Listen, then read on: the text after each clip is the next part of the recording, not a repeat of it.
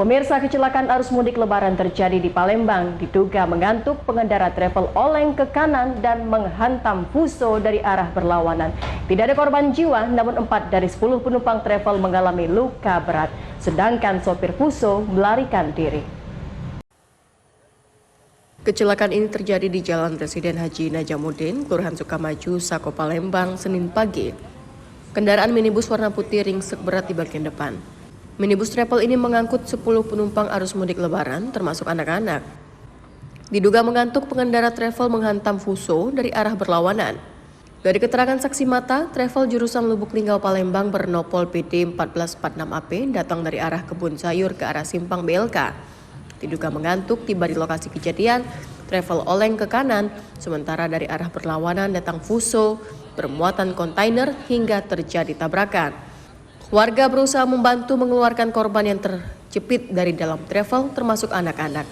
Tiba-tiba mobil ini lurus, ngantem truk. Dia nyong ngebek ke arah kiri, ke kanan dia kan. Tahu melumpur kayak itu. Ya langsung kita bantu yang korban nih.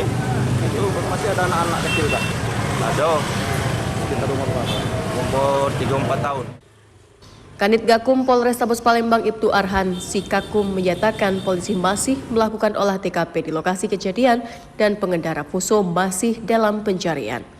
Travel bermuatan 10 penumpang, 4 penumpang luka berat dan 6 lainnya luka ringan, penyebabnya dikarenakan pengendara travel mengantuk. Untuk kendaraan mobil Avanza dari arah Kebun Sayur mengarah Simpang BLK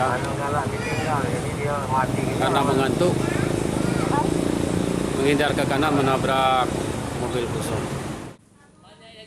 Selain mencari pengendaraan Fuso yang melarikan diri, polisi mengevakuasi korban luka berat dan luka ringan ke Rumah Sakit Karya Asih Cabang Caritas Palembang.